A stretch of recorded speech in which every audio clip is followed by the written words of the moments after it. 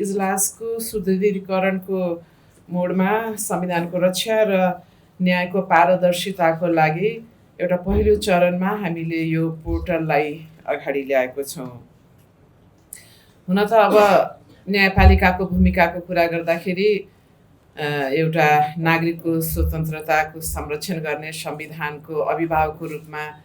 नै हाम्रो धेरै जिम्मेवारी छ। संवैधानिक इजलासको मात्रै होइन, एउटा संविधानसँग जोडिएको हरेक व्याख्या गर्ने जिम्मेवारी हाम्रो सबै मान्य न्यायाधीशज्यूहरूलाई रहेको छ। तर नयाँ संविधानले केही फरक प्रकृतिको मुद्दाहरू हेर्नको लागि भनेर विशेष गरेर संहिताको मर्मलाई सुनिश्चितता गर्नको लागि विशेष प्रकृतिको मुद्दाको व्यवस्थापनको लागि संवैधानिक इजलासको व्यवस्थापन गरेको छ, जसमा विशेष गरेर हामीले अब मुख्य गरेर यो निर्वाचन सम्बन्धी विवाद या त्यसपछि हामीले यो प्रदेश सङ्घ र केन्द्रको एउटा सीमा र सन्तुलनका विषयहरूलाई हामी हेर्छौँ भनेदेखि अर्को भनेको एउटा संविधानसँग बाझिएका कानुनहरूका कुराहरूलाई हामीले परीक्षण गर्छौँ भनेदेखि अर्को गम्भीर व्याख्याका प्रश्नलाई हेर्छौँ। तर मैले के भने भन्दाखेरि हाम्रो अदालतका सम्पूर्ण मान्य न्यायाधीशज्यूहरूले नै संविधानको व्याख्या गर्नुहुन्छ। यसमा केही निश्चित फरक प्रकृतिको व्यवस्था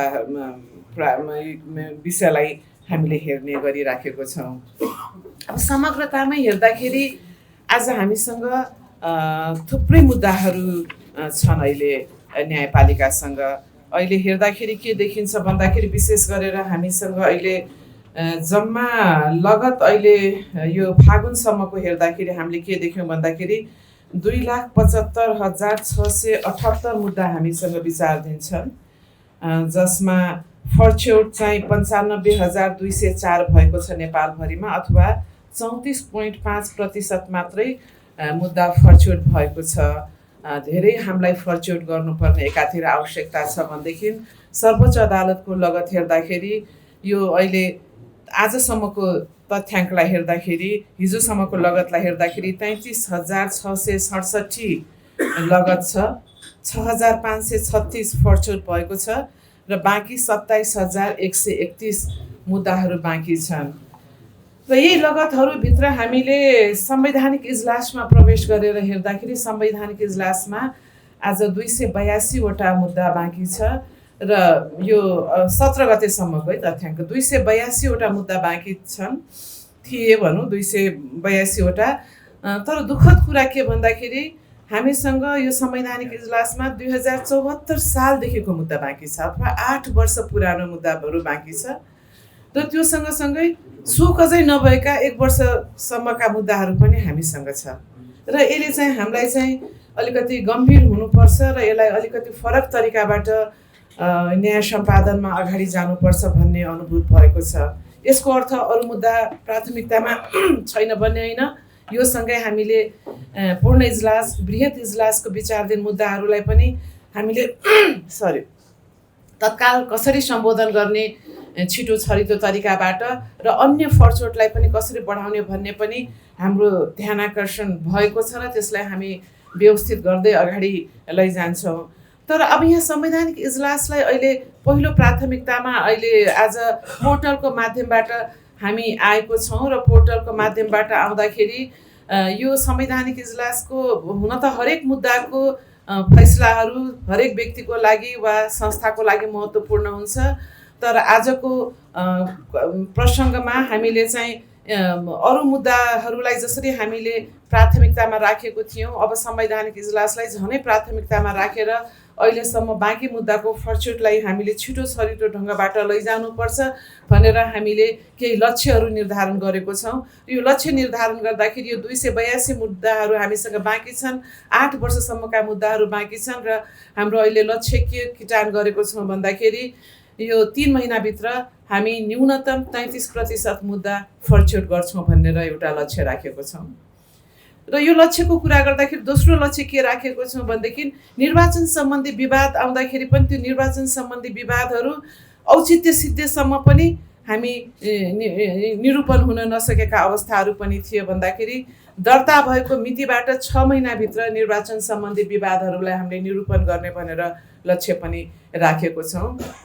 र यसको लागि हामीले यो संवैधानिक इजलास हप्ताको 2 चोटि बसेर हामीले निर्धारण गरेको लक्ष्यहरू प्राप्ति गर्ने कार्यक्रम पनि राखेको छौँ। त्यस्तै गरेर अब पारदर्शिताको कुरा गर्दाखेरि संवैधानिक इजलास लगायत अन्य इजलासमा पनि हामीले पारदर्शिता कसरी कायम गर्ने, यो खुला इजलास हो, पारदर्शिता कसरी कायम गर्ने भन्ने कुरामा पनि हाम्रो छलफल अगाडि जवाफदेहितासँग जोड्दै हामीले विशेष गरेर हुन त अहिले पनि हाम्रो अभ्यासहरू के छ भन्दाखेरि महत्त्वपूर्ण मुद्दाहरूलाई हामीले लाइभ स्ट्रिम पनि गरेको थियौँ र लाइभ स्ट्रिम चाहिँ एउटा माध्यम हुन सक्छ भनेर हामीले त्यसमा पनि एउटा सानो समितिले अब यसको सम्भावना, यसको आवश्यकताहरू र यसको कार्यविधिहरू निर्धारणको लागि पनि प्रक्रियाहरूलाई अगाडि बढाएको छौँ र अघि हाम्रो मुख्य रजिस्ट्रारजीले भनिहाल्नु भयो कि हाम्रो एउटा न्यायको कुरा गर्दाखेरि न्याय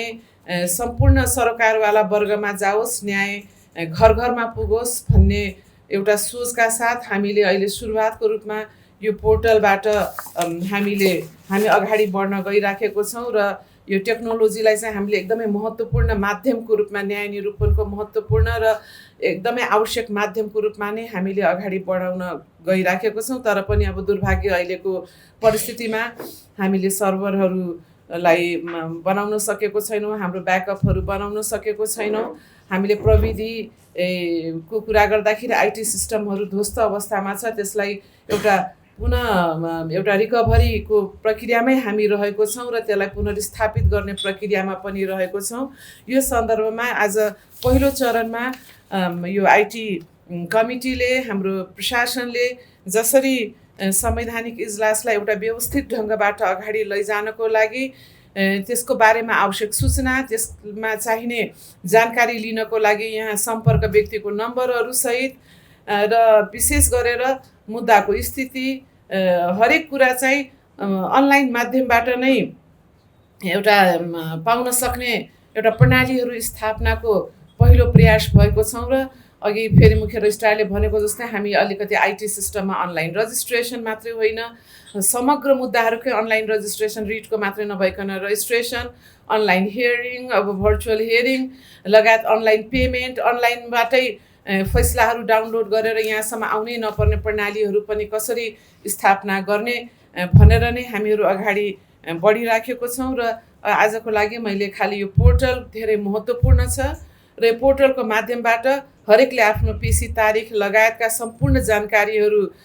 तत्कालै घरै बसेर, ल फर्ममै बसेर अथवा सरकारवालाहरूले पनि प्राप्ति गर्न सक्नेछन्। मुद्दाको